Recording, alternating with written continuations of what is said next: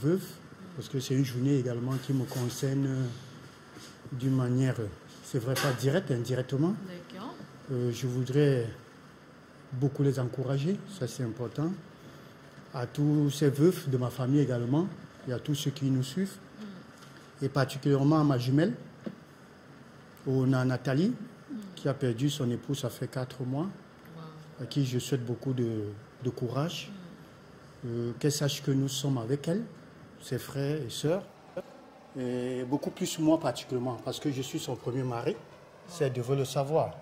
Comme elle est aussi ma première femme, ça elle le sait déjà. Vous êtes venus ensemble. Donc sache que tu peux toujours compter sur moi.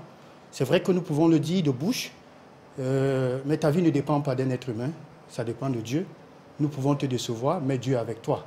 Alors c'est celui que tu devrais beaucoup plus compter. D'accord. Alors toutes ces femmes-là, beaucoup de courage à vous. Merci pour ces encouragements, docteur Larry. Alors, mon commandant, on parle de l'orgasme nocturne chez la femme ce matin. Ah oui, on a parlé de celle des garçons. On parle maintenant de celle des filles. Ça vous concerne. Il paraît que dans le sommeil, vous faites des choses. Docteur, dites-nous déjà un peu. Oui, parce qu'elles sont très calmes. Vous savez que, comme vous le disiez d'ailleurs, docteur, que l'orgasme masculin était plus visible que celle féminine. Bien sûr. Voilà, justement. Et donc, là, c'est déjà quoi l'orgasme nocturne chez la femme? Voilà, c'est vrai que c'est encore tabou, hein, ça il faut le dire. Oui, c'est encore tabou. Pour une pudique comme celle qui est à mes côtés là. Oh là là. Je ne sais pas si c'est une fausse pudique ou une vraie, j'en sais rien.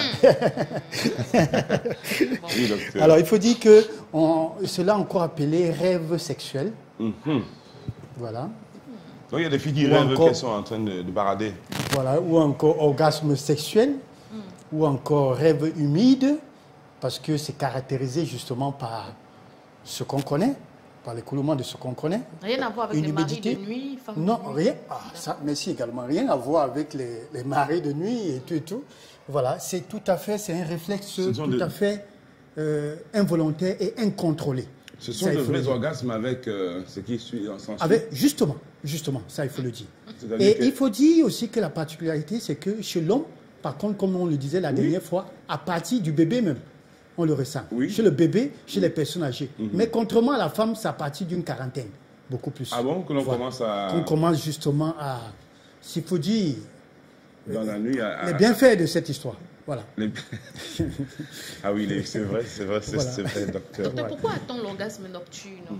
Voilà, je crois que ça serait la même chose que chez les hommes, parce qu'il faut dire que... Mais chez les hommes, c'est beaucoup plus l'érection, docteur. Parce que oui, mais c'est la même chose, l'érection de cet organe chez la femme, qu'on appelle beaucoup plus clitoris. Oui, parce que voilà, la femme, c'est celle de l'organe. C'est carrément l'orgasme, elle arrive à la jouissance. Ça, c'est bien. C'est bien vrai. Oui. Alors, il faut dire que le phénomène, c'est la même chose que chez l'homme. Alors, avec ce que j'appellerais le sommeil paradoxal. Hein? Nous allons toujours dans ce sens-là, parce qu'il faut dire que nous avons plusieurs types, phases de sommeil, léger, profond et paradoxal. Et c'est dans ce sommeil-là, justement, où tout le corps est inerte, paralysé et tout, que les choses vont se manifester. Ça, il faut dire. Il faut dire que c'est une contraction involontaire de ce qu'on appelle périnée.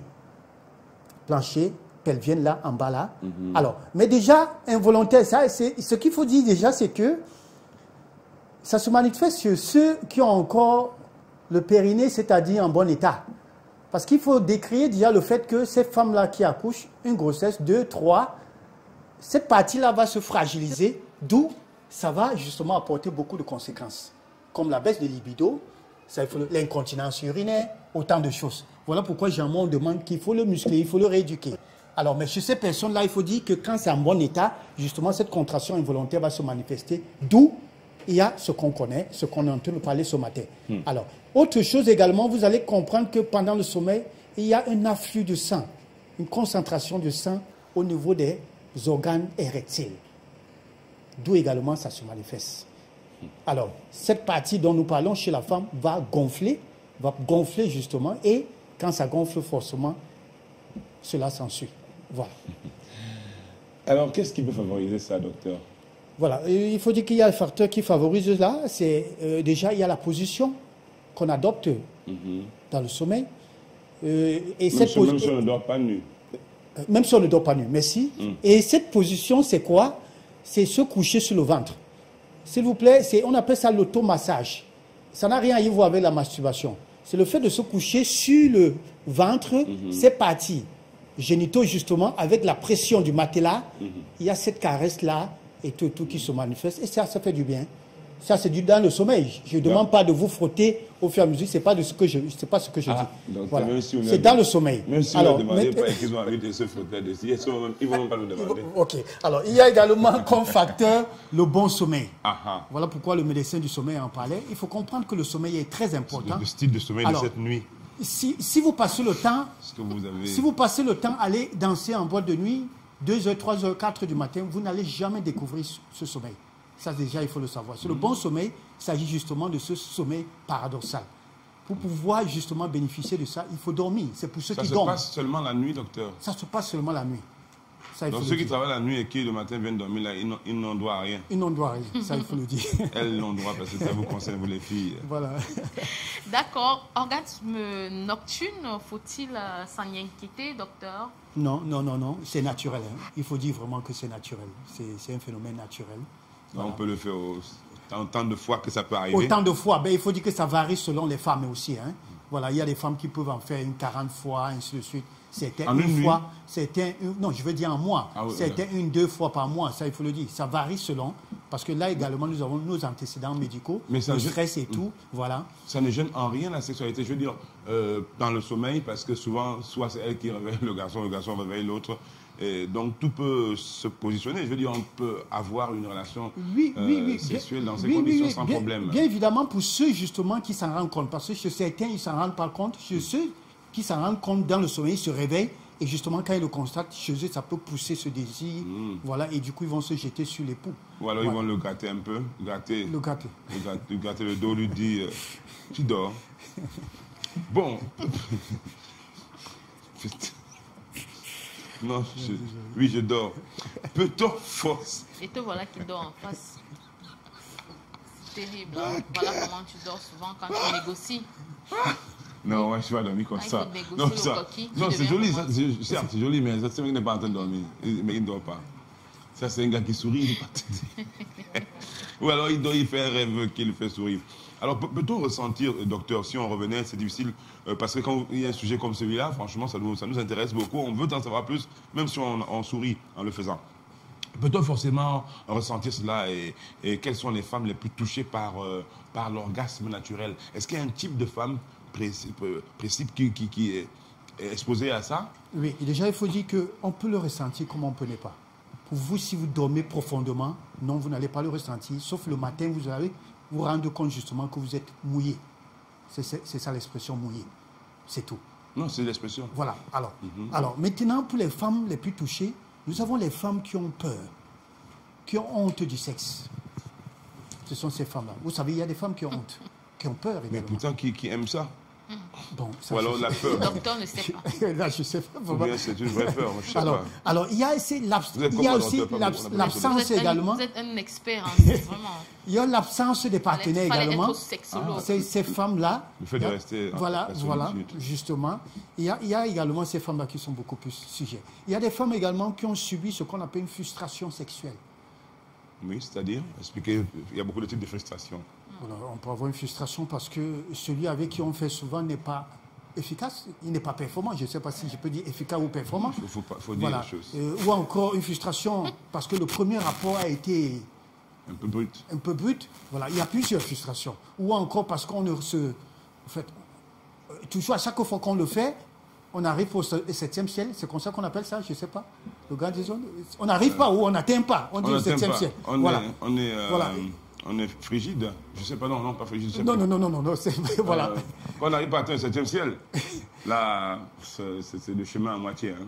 Voilà. Donc, il y a tout ça qui peut faire une frustration, justement. Ces personnes-là, ça fait que quand généralement ces personnes-là dorment dans ce sommeil paradoxal, elles vont toujours, autant pour moi, subir ce qu'on appelle justement l'orgasme nocturne. Voilà. D'accord. Alors, est-ce qu'il y a des bienfaits? Est-ce que l'orgasme nous apporte... Bien sûr. Nous fait du bien et tout ça? Bien sûr. Il y a des bienfaits. Ça, je l'ai mentionné déjà pour les hommes la dernière fois. Pour les femmes également, il y a des bienfaits. Ça, il faut le dire. Il faut dire déjà que ce mécanisme va oxygéner cette partie-là. L'organe érectile chez la femme, le clitoris. Ça permet d'oxygéner, ça c'est très important. D'ailleurs, pour le bien-être, ça va permettre également tout ce qui est tension sexuelle. La journée, ça va remettre la pendule à l'heure. Ça, c'est important.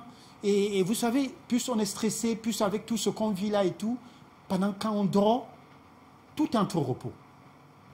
Mais alors, si vous ne dormez pas, non, ce n'est pas dans une boîte de nuit que vous allez retrouver le stress, c'est-à-dire un trop repos. Non, au contraire, vous allez encore surcharger davantage. Docteur, excusez-moi, il y a des femmes qui entretiennent des rapports sexuels mais n'ont jamais connu d'orgasme, alors qu'elles sont très actives sexuellement depuis peut-être 10 ans, 20 ans. Oui, et c'est vrai que ça n'a aucun rapport avec ça, mais il faut parler déjà de ce qu'on appellerait une panne sexuelle. Ça, c'est tout un autre chapitre. Voilà, ces pannes, on a parlé tout à l'heure de frigide et tout. Il faut dire que la frigidité également chez l'homme, ça existe, mais beaucoup plus chez la femme. Alors, il s'agit des pannes sexuelles, je crois que s'il faut parler de ça, nous passerons la nuit ici, mais il faut dire que ces personnes-là doivent consulter. Voilà, entretenir, et justement, voilà pourquoi je parlais de frustration.